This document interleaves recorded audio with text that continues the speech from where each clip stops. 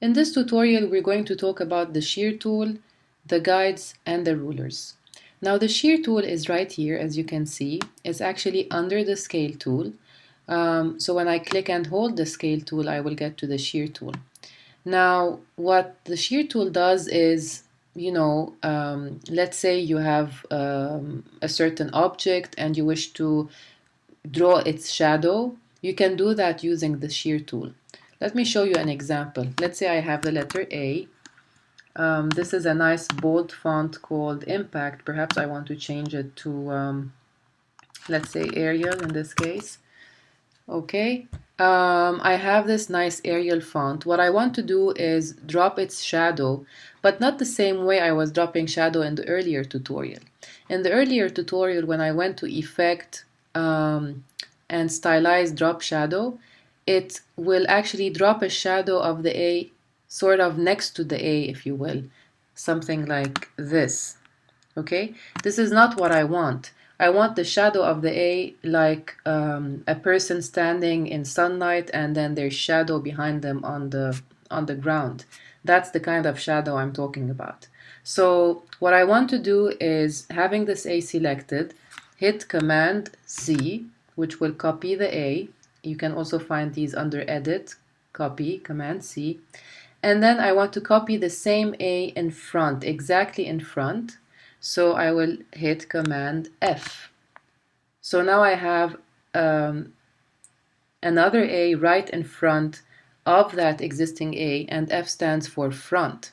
So what I want to do is just go ahead and lock the A that is in front, because I want to work on the A that is in the background, that is behind. So just click once to select the A that is in front, and then lock it by hitting Command 2. And then click once, and this selection of yours will be obviously the A that's behind, because when you click on something, the element that's in front gets selected first. So just go to your shear tool, select the shear tool, and with the shear tool selected, all you need to do is just click anywhere right here close to the A. I'm going to click outside and drag out that A that is at the bottom. And the more you drag, the more the shadow is, it depends on the direction of the sun, if we want to put it that way. So this is the shadow A, and let me zoom out a bit. And let's go ahead and color it, a different color, like a light gray, for it to look like a shadow. And there you go. So now you have the letter A and its shadow A. And this shear tool you can apply on all sorts of elements. I just happen to use typography in this case. So let's select all this and unlock the A, which we had locked earlier and deleted. Now, what about rulers and guides? Now, to get to rulers, if you can see, my artboard is this white space and there's a gray space around it. If I need to work with rulers, because I need to align things, next to one another, below one another, so I need a ruler. To get to rulers, you just hit Command R, right? Because rulers is R, the first letter. So I just hit Command R and I saw my rulers, my horizontal and my vertical rulers. So what can I possibly be aligning? Let's say I have a nice, let's say I'm working on a menu and then there's text. Obviously, everything that has to do with, menus or catalogs or brochures, these end up, being worked in InDesign, actually, not in Illustrator, but there are certain things like graphics we prepare in Illustrator that also need aligning. So any form of graphic, any form of business card, letterhead, poster design. And trust me, we do need to work with rulers a lot. So let's say we have a situation where we have a square and then we have another ellipse, and then we have a letter like H, for example, and we're maybe designing a poster, and visually we want maybe all of these to align with the vertical left edge of the square. So all we need to do is hover over this vertical ruler, click once, and drag out a guide. So we call this a guide. Okay? Now, the reason for which you don't see my guide is because I've hidden my guides. And I've done that by clicking Command colon. Okay, here are my guides. So this is the guide that I just dragged. Let me drag it one more time. I'm dragging a new guide from the ruler and placing it on the left edge of the ellipse now. And there you go. So these are the rulers and these are the guides.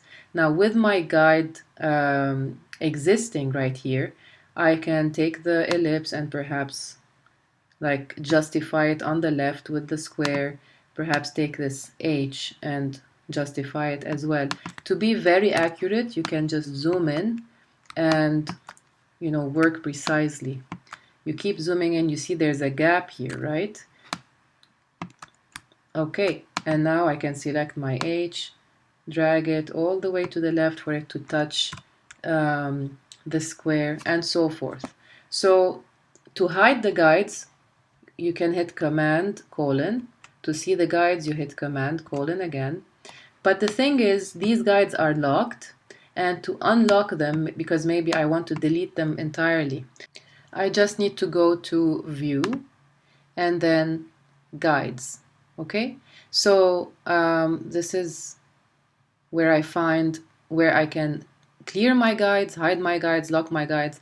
So if I clear my guides, this will delete my guides, but I prefer to have control over this, so I'm going to remove lock guides because they're currently locked, and then I'll be able to select them. You see, once I select them, they're no longer that teal blue color, they are this navy blue color, which means they're selected, and then I can select and delete them as I wish.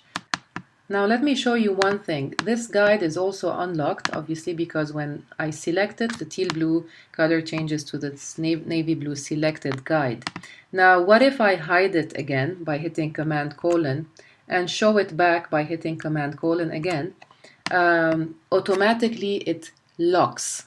So my unlocked guide is now locked again. So by default, the minute you hide a guide and show it back, it's going to lock. So to unlock it again, you just have to go to same thing, guides, and then lock guides. You uncheck lock guides and the guide becomes unlocked. You can select it and delete it. Now, one last thing, we can create our own guides because currently, the guides are being dragged from the ruler. This is a horizontal guide. Since I've unlocked them, I can now select them and move them. And this is a vertical guide and so forth. What if I want to create my own guides for some purpose in the future?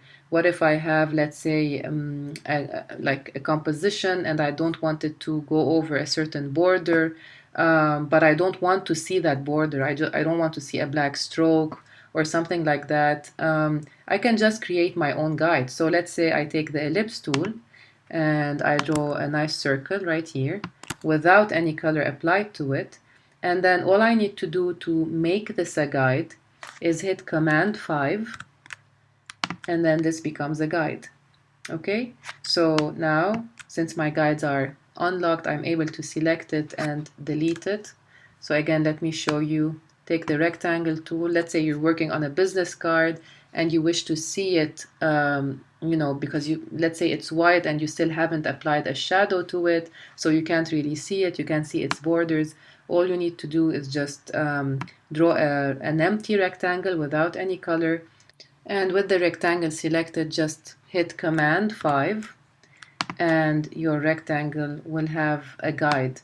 Now again, remember that these guides are unlocked. That's why I'm able to select it.